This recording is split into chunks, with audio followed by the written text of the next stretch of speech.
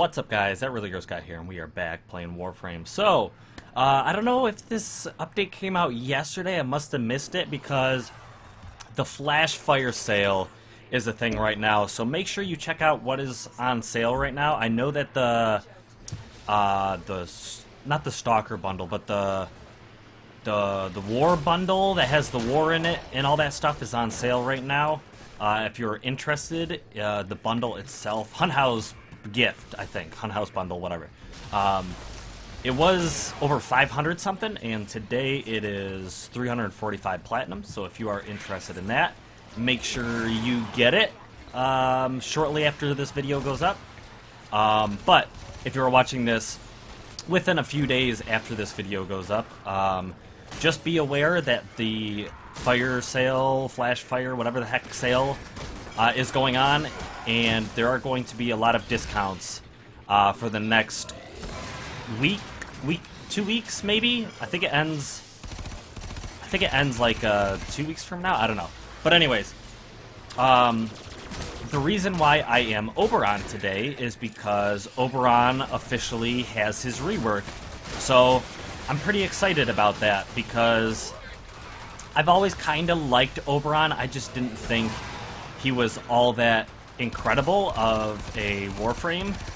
So this rework has potentially made him better.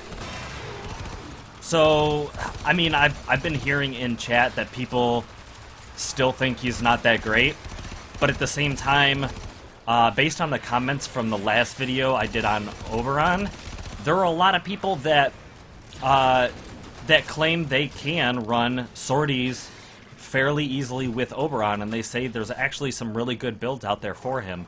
So, I don't know. It's kind of, people are split on Oberon. They either really like him or they really hate him, and that kind of happens with every Warframe in the game. But for today, we are going to be taking a look at his rework. Currently, I am running a relatively... This is my best Oberon, even though he's really not that good, because I haven't spent a whole lot of time working on my Oberon. Like I said, I don't play him all that much, but I did kind of want to do this because I wanted to test his abilities against enemies that were stronger than he is.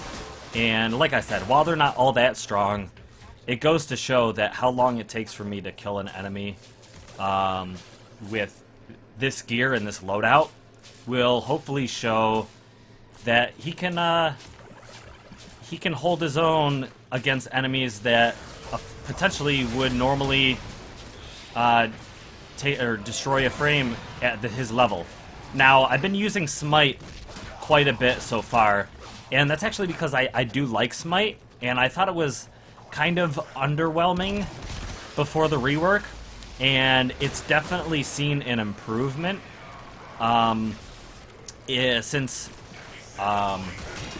with the last rework, or with this rework. So while it's not incredible, I absolutely get it because it is his first ability. It only costs 125, or no, not 100. It only costs 25 energy, so it shouldn't be all that incredible. It shouldn't be super overpowered. Oh great, here we go. Let's get a... I forgot what that ability is called, but we got one of those. There we go. A Reckoning. This Reckoning, I am getting my energy drain, which is not good. So yeah, Reckoning has seen an improvement. I don't know if it used to do this, but it has a 50% chance of spawning a health orb against enemies that it kills. And it also buffs allies' armor if they are standing in the hollowed ground, which I just cast, but you can see that it looks different than it used to. It looks a lot different than what it used to. Let me actually do this real quick. So I'll have this out, and this'll help with my energy. But Smite has seen an improvement. It does a percentage of health now instead of a strength-based specific damage. So as you can see, these guys are taking an increased amount of damage compared to the previous guys that I was damaging. You can see that these guys over here are getting 2,900 damage done to them, and that's because the initial target takes a specific amount, but the orbs that come out and hit the next enemies received an increased amount of damage because it is percentage based. So I'm going to cast this quite a few times, kind of just damage up these guys as much as possible.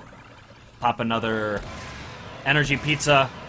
So as you can see, I am very under-leveled taking on these Eximus. I am not doing a lot of damage, other than the fact that my smite is doing quite a bit. Now it's not doing a ton. Like I said, smite is only his one ability. It only takes 25 energy, so I'm not expecting to kill all of these targets in one shot. Now, this is going to prevent it from falling off in higher level missions.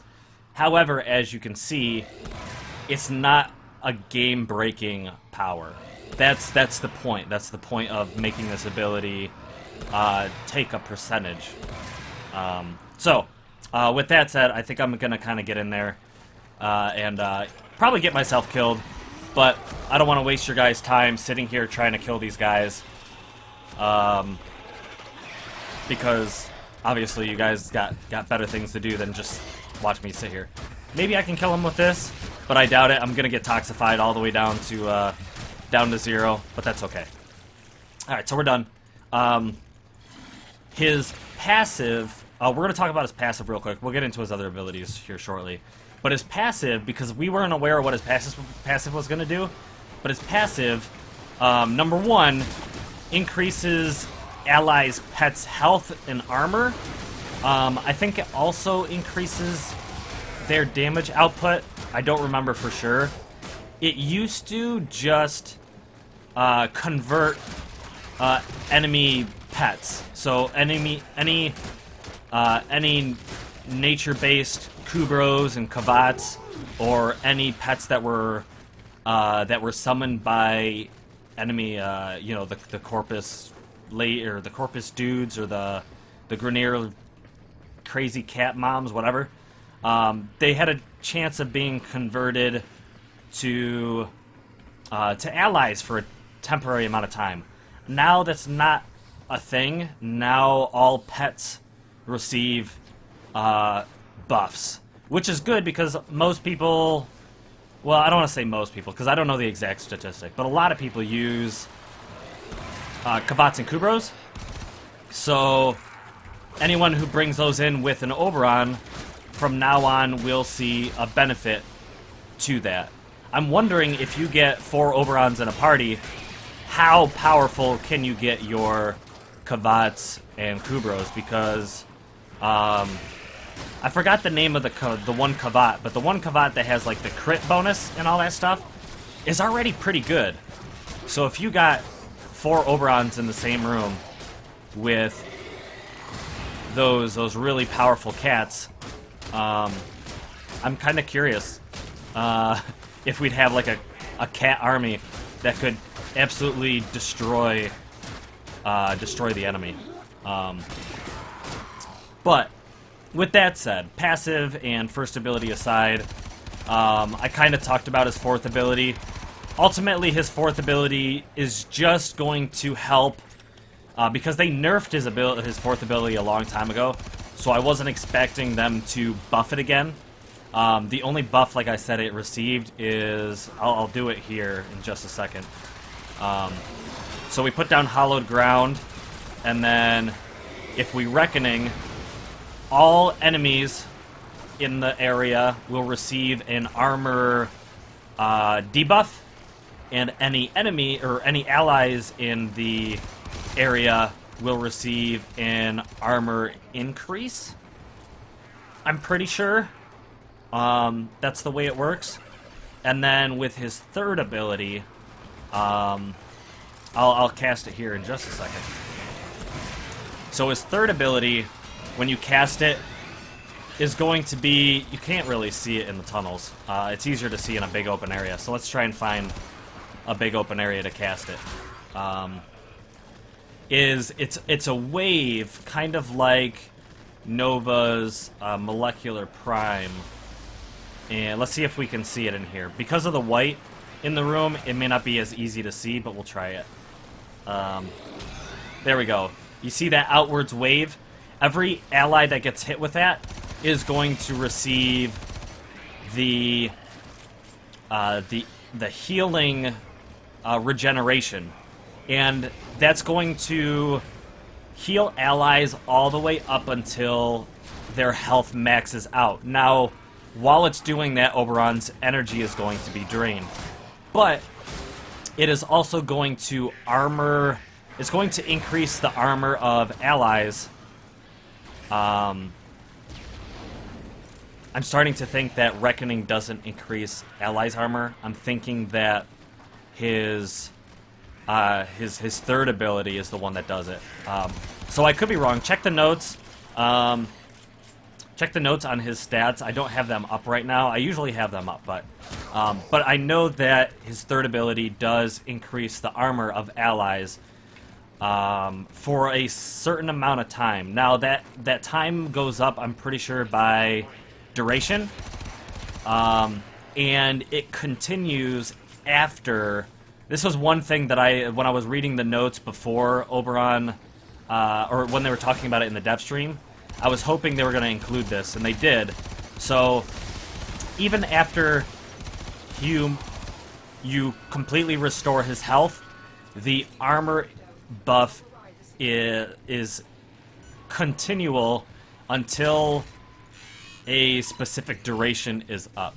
So if I cast my third ability and it restores my allies energy, or restores my allies' health within 10 seconds, my armor will still, or their armor will still be increased until the full duration of the ability itself. So, yeah.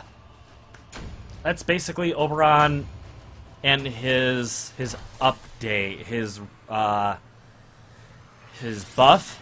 Now, like I said, some people don't think it's that much of a buff. I think it's something, but I don't think it's game breaking. I don't think it is that much of a buff, but I guess there's a reason for that. I don't think every Warframe has to be on an equal level. I feel like every Warframe is designated for a specific role, and if every Warframe to some degree is on an equal playing field, then I feel like every Warframe should be just as difficult to get and should have just as many weaknesses, you know what I mean? So I feel like Oberon is kind of at a lower playing field. He's easier to get. He's not as incredibly powerful, but let's say, people argue with me, but let's just say Mesa. Mesa is a pretty difficult frame to get. She is, in my opinion, one of the better Warframes in the game. Now I understand there's other Warframes that can do more damage and has better survivability or whatever, but I feel like Mesa does a lot well, while Oberon does a few things well, which is why Mesa's up here, Oberon's down here. This is my opinion. And Oberon's easier to get and Mesa is not. Same thing with, maybe Chroma, I guess, because he's tanky. You could argue that, whoa, hold on, because Rhino is easy to get, but he's up here. Yeah, but he's also not incredibly damage heavy. He doesn't do a molecular prime's worth of damage. And then at the same time, Nova is... she's a boss drop, but I think she's further on in the star chart, and even though she's really good, she's still, like I said, further on in the star chart, and I don't know. What do you guys think? Was this enough for Oberon? Did this Did this satisfy your itch? Were you excited about the rework? Are you kind of just like, I would like to see him stronger, but I'm not gonna play him more just because of the rework. How do you feel about Oberon? So that's gonna do it for Oberon's rework, but I do want to take a look at the Cycron in probably the next episode. I'm gonna try and level it up to at least 30 and check it out. Now, it is a heat-based weapon, so that has me a little bit uninterested, but at the same time, it looks cool, it sounds cool. No ammunition with it. I'm pretty sure that's what it sounds like. Forgo ammunition with the regenerating energy disc of a plasma-throwing pistol. So I want to try it out. I want to see if I like it, and we'll talk about it in the next episode. But thank you guys for watching. I hope you enjoyed, and until next time. Blow!